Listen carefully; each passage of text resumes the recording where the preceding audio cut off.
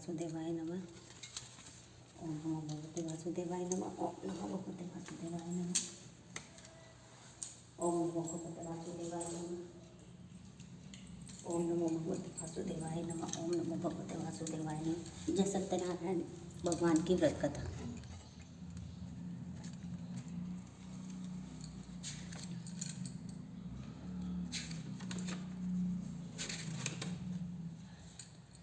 श्री सत्यनारायण व्रत कथा पहला अध्याय। एक समय नैमिषारण्य तीर्थ में शौनकादि 88,000 ऋषियों ने श्री सूत जी से पूछा, हे प्रभु, इस कलयुग में वेद विद्या रहित मनुष्यों को प्रभु भक्ति किस प्रकार मिलेगी तथा उनका उद्धार कैसे होगा। इसलिए हे मुनिश्रेष्ठ, कोई ऐसा तप कहिए जिससे थोड़े समय में पुण्य प्राप्त होवे तथा मनवांछित फल मिले। वह कथा सुनने की हमारी इच्छा है। सर्वशास्त्र ज्ञाता श्री सूत जी बोले, हे वैष्णवों में पूज्य, आप सबने प्राणियों के हित की बात पूछी है। अब मैं उस श्रेष्ठ व्रत को आप लोगों से कहूँगा जिस व्रत को नारद जी ने श्री लक्ष्मी नारायण से पूछा था और श्री लक्ष्मीपति ने मुनिश्रेष्ठ नारद से कहा था। सो ध्यान से सुनो। एक समय योगी राज नारद जी दूसरों के हित की इच्छा से अनेक लोकों में घूमते हुए मृत्यु लोक में आ पहुँचे। यहाँ अनेक योनियों में जन्मे हुए प्राय सभी मनुष्यों को अपने कर्मों द्वारा अनेकों दुखों से पीड़ित देखकर सोचा, किस यत्न के करने से निश्चय ही प्राणियों के दुख का नाश हो सकेगा। ऐसा मन में सोचकर विष्णु लोक को गए। वहाँ श्वेत वर्ण और 4 भुजाओं वाले देवों के ईश श्री नारायण को देखकर, जिनके हाथों में शंख, चक्र, गदा और पद थे तथा वरमाला पहने हुए थे, स्तुति करने लगे। हे भगवान, आप अत्यंत शक्ति से संपन्न हैं। मन तथा वाणी भी आपको नहीं पा सकती। आपका आदि मध्य अंत नहीं है। त्रिगुण स्वरूप सृष्टि के आदिभूति व भक्तों के दुखों को नष्ट करने वाले हो। आपको मेरा नमस्कार है। नारद जी की इस प्रकार स्तुति सुनकर श्री विष्णु भगवान बोले, हे मुनिश्रेष्ठ, आपके मन में क्या है? आपका किस काम के लिए आगमन हुआ है? निसंकोच कहो। तब नारद मुनि बोले, मृत्यु लोक में सब मनुष्य जो अनेक योनियों में पैदा हुए हैं, अपने अपने कर्मों के द्वारा अनेक प्रकार के दुखों से दुखी हो रहे हैं। हे नाथ, मुझ पर दया रखते हो तो बतलाइए कि उन मनुष्यों के सब दुख थोड़े से ही प्रयत्न से कैसे दूर हो सकते हैं। श्री भगवान जी बोले, हे नारद, मनुष्यों की भलाई के लिए तुमने बहुत अच्छी बात पूछी है। जिस काम के करने से मनुष्य मोह से छूट जाता है, वह मैं कहता हूँ, सुनो। बहुत पुण्य देने वाला स्वर्ग तथा मृत्यु लोक दोनों में दुर्लभ एक उत्तम व्रत है। आज मैं प्रेम वश होकर तुमसे कहता हूँ, श्री सत्यनारायण का यह व्रत अच्छी तरह विधि पूर्वक करके मनुष्य आयु पर्यंत यहाँ सुख भोग कर मरने पर मोक्ष को प्राप्त होता है। श्री भगवान के कवच सुनकर नारद मुनि बोले कि उस व्रत का फल क्या है, क्या विधान है और किसने यह व्रत किया था और किस दिन यह व्रत करना चाहिए, विस्तार से कहिए। श्री भगवान बोले, दुख शोक आदि को दूर करने वाला, धन धान्य को बढ़ाने वाला, सौभाग्य तथा संतान को देने वाला यह व्रत सब स्थानों पर विजयी करने वाला है। भक्ति और श्रद्धा के साथ किसी भी दिन मनुष्य श्री सत्यनारायण कि शाम के समय ब्राह्मणों और बंधुओं के साथ धर्मपरायण होकर पूजा करे। भक्ति भाव से नैवेद्य, केले का फल, घी, धूप और गेहूं का चूर्ण संवाया लेवें। गेहूं के अभाव में साठी का चूर्ण, शक्कर तथा गुड़ ले लें और सब भक्षण योग्य पदार्थ जमा करके भगवान को अर्पण कर देवें तथा बंधुओं सहित ब्राह्मणों को भोजन करावें। पश्चात स्वयं भोजन करें। गीत आदि का आचरण कर श्री सत्यनारायण भगवान का स्मरण करता हुआ समय व्यतीत करे। इस तरह व्रत करने पर मनुष्य की इच्छा निश्चय पूरी होती है। विशेषकर कली काल में भूमि पर यही श्रेष्ठ मोक्ष का सरल उपाय बताया गया है। पहला अध्याय समाप्त। ओम नमो भगवते वासुदेवाय नमः। ओम विष्णु प्रियाय नमो नमः। दूसरा अध्याय। सूत जी बोले, हे ऋषियों, जिसने पहले समय में इस व्रत को किया है उसका इतिहास कहता हूँ, ध्यान से सुनो। सुंदर काशीपुरी नगरी में एक अत्यंत निर्धन ब्राह्मण रहता था। वह भूख और प्यास से बेचैन हुआ नित्य पृथ्वी पर घूमता था। ब्राह्मणों से प्रेम करने वाले श्री भगवान ने ब्राह्मण को दुखी देखकर बूढ़े ब्राह्मण का रूप धर उसके पास जा आदर के साथ पूछा, हे विप्र, नित्य दुखी हुआ पृथ्वी पर क्यों घूमता है? हे श्रेष्ठ ब्राह्मण, यह सब मुझसे कहो, मैं सुनना चाहता हूँ। ब्राह्मण बोला, मैं निर्धन ब्राह्मण हूँ, भिक्षा के लिए पृथ्वी पर फिरता हूँ। हे भगवान, यदि आप इसका उपाय जानते हो तो कृपा कर कहो। वृद्ध ब्राह्मण बोला कि श्री सत्यनारायण भगवान मन वांछित फल देने वाले हैं, इसलिए हे ब्राह्मण, तू उनका पूजन कर, जिसके करने से मनुष्य सब दुखों से मुक्त होता है।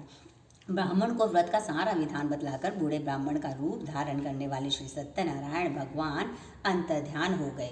जिस व्रत को वृद्ध ब्राह्मण ने बतलाया है मैं उसको करूँगा, यह निश्चय करने पर उसे रात में नींद भी नहीं आई। वह सवेरे उठ श्री सत्यनारायण भगवान के व्रत का निश्चय कर भिक्षा के लिए चला। उस दिन उसको भिक्षा में बहुत धन मिला, जिससे बंधु बांधवों के साथ उसने श्री सत्यनारायण भगवान का व्रत किया। इसके करने से वह ब्राह्मण सब दुखों से छूटकर अनेक प्रकार की संपत्तियों से युक्त हुआ। उस समय से वह ब्राह्मण हर मास व्रत करने लगा। इस तरह श्री सत्यनारायण भगवान के व्रत को जो करेगा वह सब पापों से छूटकर मोक्ष को प्राप्त होगा।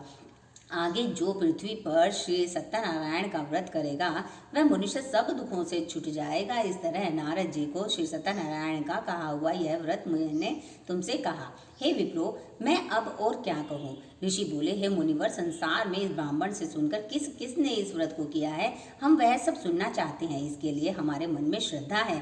सूत जी बोले, हे मुनियों, जिसने इस व्रत को किया है वह सब सुनो। एक समय ब्राह्मण धन और ऐश्वर्य के अनुसार बंधु बांधवों के साथ व्रत करने को तैयार हुआ। उसी समय एक लकड़ी बेचने वाला बूढ़ा आदमी आया और बाहर लकड़ियों को रखकर ब्राह्मण के मकान में गया। प्यास से दुखी लकड़हारा उनको व्रत करते देखकर ब्राह्मण को नमस्कार कर कहने लगा कि आप यह क्या कर रहे हैं और इसके करने से क्या फल मिलता है, कृपा करके मुझे भी बतलाइए। ब्राह्मण ने कहा, सब मनोकामनाओं को पूरा करने वाला यह श्री सत्यनारायण भगवान का व्रत है। इसकी ही कृपा से मेरे यहाँ धन धान्य आदि की वृद्धि होती है। ब्राह्मण से इस व्रत के बारे में जानकर लकड़हारा बहुत प्रसन्न हुआ और चरणामृत ले और प्रसाद खाने के बाद अपने घर को गया। लकड़हारे ने अपने मन में इस प्रकार का संकल्प किया कि आज ग्राम में लकड़ी बेचने से जो धन मिलेगा उसी से श्री सत्यनारायण देव का उत्तम व्रत करूंगा। यह मन में विचार कर वह बूढ़ा आदमी लकड़ियां अपने सिर पर रखकर जिस नगर में धनवान लोग रहते थे ऐसे सुंदर नगर में गया। उस रोज वहां पर उसे उन लकड़ियों का दाम पहले दिनों से चौगुना मिला। तब वह बूढ़ा लकड़हारा दाम लेकर और अति प्रसन्न होकर पक्के केले की फली, शक्कर, घी, दूध, दही और गेहूं का चूर्ण इत्यादि श्री सत्यनारायण भगवान के व्रत की कुल सामग्रियों को लेकर अपने घर को गया। फिर उसने अपने भाइयों को बुलाकर विधि के साथ भगवान श्री सत्यनारायण जी का पूजन किया और व्रत किया। उस व्रत के प्रभाव से वह बूढ़ा लकड़हारा धन, पुत्र आदि से युक्त हुआ और संसार के समस्त सुख भोग कर बैकुंठ को चला गया। दूसरा अध्याय समाप्त। ओम नमो भगवते वासुदेवाय नमः। ओम विष्णु प्रियाय नमो नमः। तीसरा अध्याय। सूत जी बोले, हे श्रेष्ठ मुनियों, अब आगे की कथा कहता हूँ, सुनो। पहले समय में उल्का मुख नाम का एक बुद्धिमान राजा था। वह सत्यवक्ता और जितेंद्रिय था। प्रतिदिन देव स्थानों पर जाता था तथा गरीबों को धन देकर उनके कष्ट दूर करता था। उसकी पत्नी कमल के समान मुख वाली और सती साध्वी थी। भद्रशिला नदी के तट पर उन दोनों ने श्री सत्यनारायण जी का व्रत किया और पूजन किया। इस समय वहाँ एक वैश्य आया। उसके पास व्यापार के लिए बहुत सा धन था। वह नाव को किनारे पर ठहरा कर राजा के पास आ गया और राजा को व्रत करते हुए देखकर विनय के साथ पूछने लगा, हे राजन, भक्ति युक्त चित्त से यह आप क्या कर रहे हैं? मेरी सुनने की इच्छा है, सो आप यह मुझे बतलाइए। राजा बोला, हे साधु, अपने बांधवों के साथ पुत्रादि की प्राप्ति के लिए महाशक्तिमान श्री सत्यनारायण भगवान का व्रत व पूजन किया जा रहा है। राजा के वचन सुनकर वैश्व आदर से बोला, हे राजन, मुझसे इसका सब विधान बताइए। मैं भी आपके कथनानुसार इस व्रत को करूंगा। मेरे भी कोई संतान नहीं है और इससे निश्चय ही हो जाएगी। राजा से सब विधान सुनकर व्यापार से निवृत्त हो वह आनंद के साथ घर गया। वैश्व ने अपनी स्त्री से संतान देने वाले उस व्रत की महिमा को सुनाया और कहा कि जब मेरे संतान होगी तब मैं इस व्रत को करूंगा। वैश्व ने ऐसे वचन अपनी स्त्री से लीलावती से कहे। एक दिन उसकी स्त्री लीलावती पति के साथ आनंदित हो संसारिक धर्म में प्रवृत्त होकर श्री सत्यनारायण भगवान की कृपा से गर्भवती हो गई तथा 10वें महीने में उसके एक सुंदर कन्या का जन्म हुआ। दिनों दिन वह इस तरह बढ़ने लगी जैसे शुक्ल पक्ष का चंद्रमा बढ़ता है। कन्या का नाम कलावती रखा गया। तब लीलावती ने मीठे शब्दों में अपने पति से कहा कि जो आपने संकल्प किया था कि भगवान का सत्यनारायण भगवान का व्रत करूंगा, अब आप उसे करिए। वैश्व बोला, हे प्रिय, इसके विवाह पर करूंगा। इस प्रकार अपनी पत्नी को आश्वासन देकर वह नगर को गया। कलावती पितृ गृह में वृद्धि को प्राप्त हो गई। वैश्व ने जब नगर में सखियों के साथ अपनी पुत्री को देखा तो तुरंत दूत बुलाकर कहा कि पुत्री के वास्ते कोई सुयोग्य वर देख कर लाओ। वैश्व की आज्ञा पाकर दूत कंचन नगर पहुंचा और वहां पर बड़ी खोज और देखभाल कर लड़की के लिए सुयोग्य वाणिक पुत्र को ले आया। उस सुयोग्य लड़के को देखकर वैश्व ने अपने बंधु बांधवों सहित प्रसन्नचित अपनी पुत्री का विवाह उसके साथ कर दिया, किंतु दुर्भाग्य से विवाह के समय भी उस व्रत को करना भूल गया। तब श्री सत्यनारायण भगवान क्रोधित हो गए और श्राप दिया कि तुम्हें दारुण दुख प्राप्त होगा। अपने कार्य में कुशल वैश्व जामाता सहित समुद्र के समीप स्थित रत्नपुर नगर में गया और वहां दोनों ससुर जमाई चंद्रकेतु राजा के उस नगर में व्यापार करने लगे। एक रोज भगवान सत्यनारायण जी की माया से प्रेरित कोई चोर राजा का धन चुराकर भागा जा रहा था, किंतु राजा के दूतों को आता देखकर चोर ने घबराकर भागते हुए राजा के धन को वहीं छुपाकर रख दिया जहां वो ससुर जमाई ठहरे हुए थे। जब दूतों ने उस वैश्व के पास राजा के धन को रखा हुआ देखा तो वे दोनों को बांध कर ले गए और प्रसन्नता से दौड़ते हुए राजा के समीप जाकर बोले, यह दो चोर हम पकड़कर लेके आए हैं, देख कर आज्ञा दें।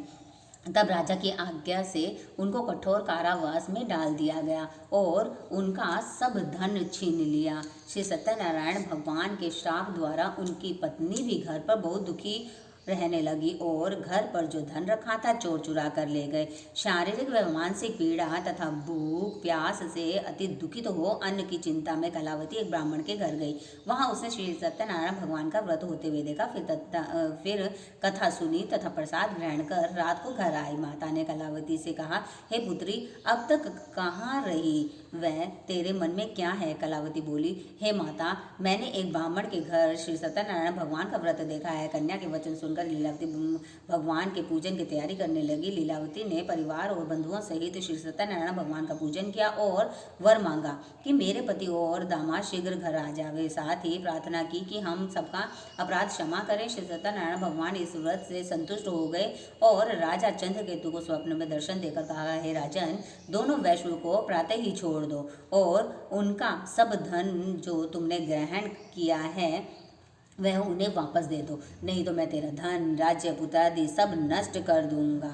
राजा से ऐसे वचन कहकर भगवान ध्यान हो गए। प्रातःकाल राजा चंद्रकेतु ने सभा में अपना स्वप्न सुनाया। फिर दोनों वाणी पुत्रों को कैद से मुक्त कर सभा में बुलाया गया। दोनों ने आते ही राजा को नमस्कार किया। राजा मीठे वचनों से बोला, हे महानुभावों, भावी वर्ष तुम्हें ऐसा कठिन दुख प्राप्त हुआ, अब कोई भय नहीं है। ऐसा कहकर राजा ने उनको नए नए वस्त्राभूषण पहनाए तथा उनका जितना धन लिया था उसे दुगना चुगुना धन देकर आदर सहित विदा किया। दोनों वैश्व अपने घर को चले गए। तीसरा अध्याय समाप्त। ओम नमो भगवते वासुदेवाय नमः। ओम विष्णुप्रियाय नमो नमः। चौथा अध्याय। सूत जी बोले, वैश्व ने मंगलचार करके यात्रा आरंभ की और अपने नगर को चला। उनके थोड़ी दूर से निकलने पर दंडी वैश्वधारी श्री सत्यनारायण ने उनसे पूछा, हे साधु, तेरी नाव में क्या है? अभिमानी वणिक हंसता हुआ बोला, हे दंडी, आप क्यों पूछते हो? क्या धन लेने की इच्छा है? मेरी नाव में तो बेल और पत्ते भरे हैं। वैश्व का कठोर वचन सुनकर भगवान ने कहा, तुम्हारा वचन सत्य हो। दंडी रूपी श्री सत्यनारायण भगवान ऐसा कहकर वहाँ से दूर चले गए और कुछ दूर जाकर समुद्र के किनारे बैठ गए। दंडी के जाने पर वैश्व ने नृत्य क्रिया करने के बाद नाव को ऊंची ऊंची देखकर अचंभा किया और नाव में बेल पत्ते आदि देकर मूर्छित हो जमीन पर गिर पड़ा। फिर मूर्छा खुलने पर अत्यंत शोक प्रकट करने लगा। तब उनका दामाद बोला कि आप शोक न करें, यह दंडी का श्राप है, अतः उनकी शरण में चलना चाहिए, तभी हमारी मनोकामनाएं पूर्ण होंगी।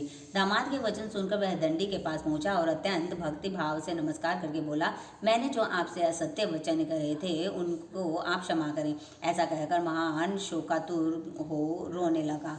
तब दंडी भगवान बोले, हे वाणी पुत्र, मेरी आज्ञा से बार बार तुम्हें दुख प्राप्त हुआ है, तू मेरी पूजा से विमुख हुआ है। वैश्व बोला, हे भगवान, आपकी माया से मोहित ब्रह्मा आदि भी आपके रूप को नहीं जानते, तब मैं अज्ञानी कैसे जान सकता हूँ। आप प्रसन्न हो जाइए, मैं सामर्थ्य के अनुसार आपकी पूजा करूँगा। मेरी रक्षा करो और पहले के समान नौका में धन भर दो। उसके भक्ति युक्त वचन सुनकर भगवान प्रसन्न हो गए और इसकी इच्छानुसार वर देकर अंतर्ध्यान हो गए। तब उन्होंने नाव पर आकर देखा कि नाव धन से परिपूर्ण है। फिर वह भगवान श्री सत्यनारायण भगवान का पूजन कर साथियों सहित अपने नगर को चल पड़े। अब अपने नगर के निकट पहुँचे तब दूत को घर भेजा। दूत ने वैश्व के घर जाकर उसकी स्त्री को नमस्कार कर कहा कि आपके पति दामाद सहित इस नगर के समीप आ रहे हैं। ऐसा वचन सुनकर साधु की स्त्री ने बड़े हर्ष के साथ सत्यदेव का पूजन कर पुत्री से कहा, मैं अपने पति के दर्शन को जाती हूँ, तू कार्य पूर्ण कर शीघ्र आ। माता के ऐसे वचन सुनकर कलावती प्रसाद छोड़कर पति के पास गई। प्रसाद की अवज्ञा के कारण श्री सत्यदेव ने रुष्ट हो उनके पति को नाव सहित पानी में डुबा दिया। कलावती अपने पति को न देखकर रोती हुई जमीन पर गिर पड़ी। इस तरह नौका को डूबा हुआ तथा कन्या को रोता हुआ देख वैश्व दुखित हो बोला, हे प्रभु, मुझसे या मेरे परिवार से जो भी भूल हुई है उसे आप क्षमा करें। उसके दीन वचन सुनकर श्री सत्यदेव प्रसन्न हो गए और आकाशवाणी हुई, हे साधु, तेरी कन्या मेरे प्रसाद को छोड़कर आई है, इसलिए इसका पति अदृश्य हुआ है। यदि वह घर जाकर प्रसाद खाकर लौटे तो इसे उसका पति मिल जाएगा। ऐसी आकाशवाणी सुनकर कलावती ने घर पहुंचकर प्रसाद खाया, फिर आकर पति के दर्शन किए। तत्पश्चात वैश्व ने बंधु बांधवों सहित श्री सत्य नारायण भगवान का विधिपूर्वक पूजन किया। उस दिन से वह पूर्णिमा को श्री सत्यनारायण भगवान का पूजन करने लगा। फिर इस लोक का सुख भोग कर अंत में स्वर्गलोक को गया। ओम नमो भगवते वासुदेवाय नमः। ओम विष्णुप्रियाय नमो नमः। चौथा अध्याय समाप्त। पांचवा अध्याय। सूत जी बोले, हे ऋषियों, मैं और भी कथा कहता हूँ, सुनो। प्रजापालन में लीन तुंगध्वज नाम का एक राजा था। उसने भी भगवान का प्रसाद त्याग कर बहुत दुख पाया। एक समय वन में जाकर वन्य पशुओं को मारकर बड़ के पेड़ के नीचे आया। वहां उसने ग्वालों को भक्ति भाव से बांधुओं सहित श्री सत्यनारायण भगवान जी का पूजन करते हुए देखा। राजा देखकर भी अभिमानवश वहां नहीं गया और न नमस्कार ही किया। तब ग्वालों ने भगवान का प्रसाद उसके सामने रखा तो वह प्रसाद को त्याग कर अपनी सुंदर नगरी को चला गया। वहां उसने अपना सब कुछ नष्ट पाया तो वह जान गया कि यह सब भगवान ने किया है। तब वह विश्वास कर ग्वालों के समीप गया और विधि पूर्वक पूजन का प्रसाद को ग्रहण किया तो श्री सत्यदेव की कृपा से पहले जैसा था वैसा ही हो गया और फिर दीर्घ काल तक सुख भोग कर मरने पर स्वर्गलोक को गया। जो मनुष्य इस परम दुर्लभ व्रत को करता है, भगवान की कृपा से उसे धन धान्य की प्राप्ति होगी। निर्धन धनी और बंदी बंधन से मुक्त होकर निर्भय हो जाता है। संतानहीनों को संतान प्राप्ति होती है तथा सब मनोरथ पूर्ण होकर अंत में बैकुंठ धाम को जाता है। जिन्होंने पहले इस व्रत को किया है, अब उसके दूसरे जन्म की कथा कहता हूँ। व्रत शतानंद ब्राह्मण ने सुदामा का जन्म लेकर मोक्ष को पाया। उल्का मुख नाम का राजा दशरथ होकर बैकुंठ को प्राप्त हुआ। साधु नाम के वैश्व ने मोर ध्वज बनकर अपने पुत्र को आरे से चीर कर मोक्ष को प्राप्त किया। महाराज तुंगध्वज ने स्वयं भू होकर भगवान में भक्ति युक्त कर्म कर मोक्ष को प्राप्त किया। पांचवा अध्याय समाप्त। ओम नमो भगवते वासुदेवाय नमः। ओम विष्णुप्रियाय नमो नमः।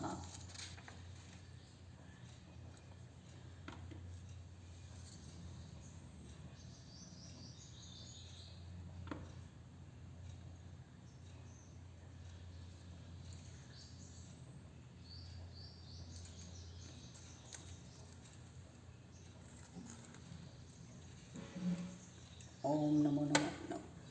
ओम नमो भगवते वासुदेवाय नमः। ओम नमो भगवते वासुदेवाय नमः। ओम नमो भगवते वासुदेवाय नमः। ओम नमो विष्णुप्रियाय नमो नमः।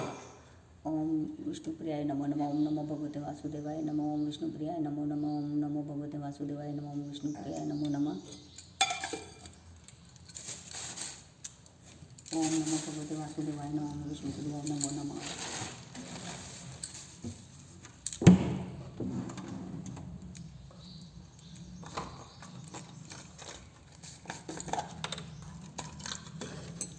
ओम नमो भगवते वासुदेवाय नमः। ओम नमो भगवते वासुदेवाय नमः। ओम नमो भगवते वासुदेवाय नमः। ओम नमो भगवते वासुदेवाय नमः। ओम नमो भगवते वासुदेवाय नमः। ओम नमो भगवते वासुदेवाय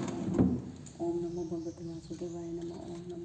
ओम नमो भगवते वासुदेवाय नमः। ओम नमो भगवते वासुदेवाय नमः। ओम नमो भगवते वासुदेवाय नमः। ओम नमो भगवते वासुदेवाय नमः। ओम नमो भगवते वासुदेवाय नमः। ओम नमो भगवते वासुदेवाय नमः। ओम नमो भगवते वासुदेवाय नमः। ओम नमो भगवते वासुदेवाय नमः। ओम नमो भगवते वासुदेवाय। ओम नमो भगवते वासुदेवाय नमः। ओम नमो भगवते वासुदेवाय नमः। ओम नमो भगवते वासुदेवाय नमः। ओम नमो भगवते वासुदेवाय नमः। ओम नमो भगवते वासुदेवाय नमः। ओम नमो भगवते वासुदेवाय नमः।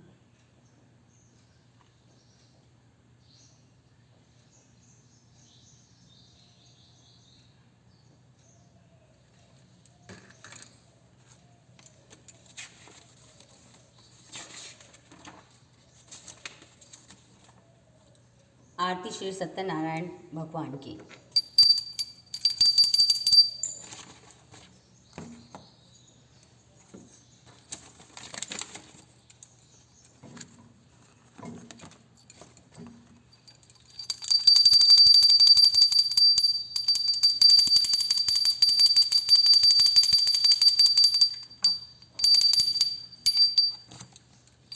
जय लक्ष्मी रमणा स्वामी जय लक्ष्मी रमणा श्री सत्यनारायण स्वामी श्री सत्यनारायण स्वामी जनवातक हरणा जय लक्ष्मी रमणा रत्न जड़ित सिंहासन अद्भुत छवि राजे स्वामी अद्भुत छवि राजे नारद करत निरंजन नारद करत निरंजन घंटा ध्वनि बाजे ओम जय लक्ष्मी रमणा पगट भरे गाली गारण तुझको दर्श दियो ओ स्वामी तुझको दर्श दियो बूढ़ो ब्राह्मण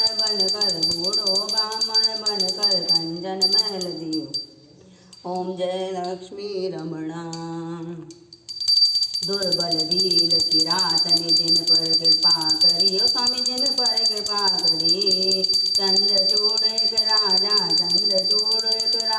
जिनके विपत्ति हरी जय लक्ष्मी रमणा वैश्व मनोरथ पायो श्रद्धा तज दीनी ओ स्वामी श्रद्धा तज दीनी तो फल भोग प्रभु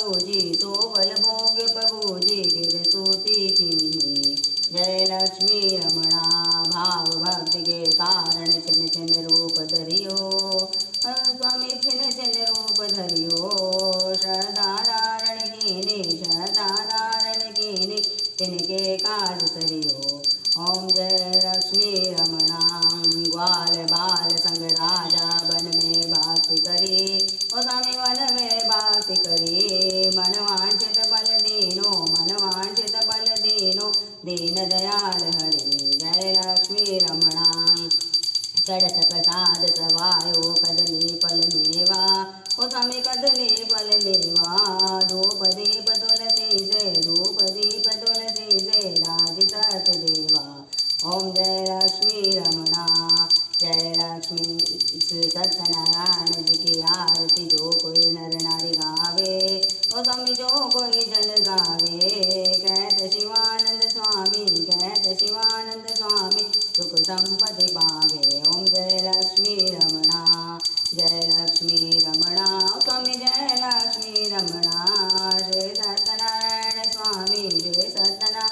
स्वामी जनपातक हरणा जय लक्ष्मी रमणा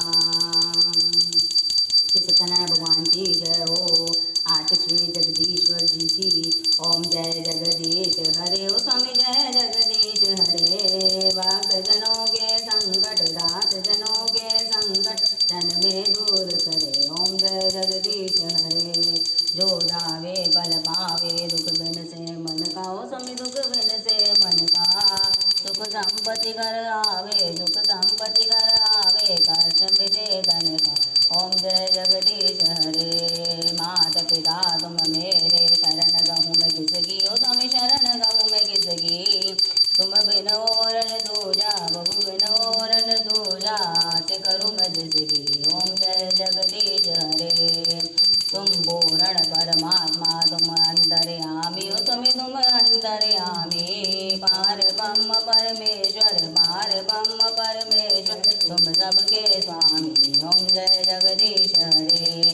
तुम करुणा के सागर तुम पालन करता। ओ स्वामी तुम पालन करता।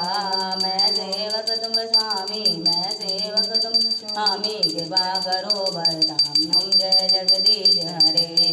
तुम हो एक गोचर सबके प्राणपति। हो स्वामी सबके प्राणपति। किस विध मिलूं दया मैं विध मिलूं दया मैं तुमको कुमति। ओम जय जगदीश हरे। दीन बंधु दुख हरता तुम रक्षक मेरे। ओ स्वामी तुम ठाकुर मेरे। अपने हाथ उठाओ अपने चरण बढ़ाओ दार पड़ा तेरे। ओम जय जगदीश हरे। विषय विकार मिटाओ पाप हरो देवा। स्वामी काज हरो देवा। श्रद्धा भक्ति बढ़ाओ संतन की सेवा। ओम जय जगदीश हरे। तन मन धन सब कुछ है तेरा। ओ स्वामी सब कुछ है तेरा। तेरा तुझको अर्पण तेरा तुझको अर्पण क्या लागे मेरा। ओम जय जगदीश हरे। स्वामी जगदीश आरती जो कोई नर नारी गावे। ओ स्वामी जो कोई नर नारी गावे। कहत शिवानंद स्वामी कहत शिवानंद स्वामी सुख संपत्ति पावे। ओम जय जगदीश हरे। ओम जय जगदीश हरे। ओ स्वामी जय जगदीश हरे। भक्त जनों के संकट रास जनों संकट क्षण में दूर करे। ओम जय जगदीश हरे। बोलो विष्णु भगवान की जय हो। विष्णु प्रिया की जय हो। विष्णु स्वरूप श्री कृष्ण की जय हो। विष्णु स्वरूप रामचंद्र की जय हो। विष्णु स्वरूप सत्यनारायण भगवान की जय हो। विष्णु स्वरूप परशुराम की जय हो। विष्णु परिवार की जय हो। बजरंग बली की भी गा लो आज पूर्णवास से। आरती हनुमान जी की।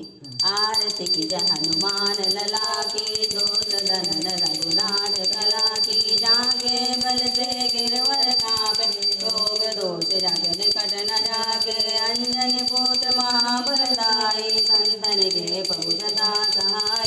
देवी ना रघुनाथ पठाए लंका जार सिया सुदिलाए।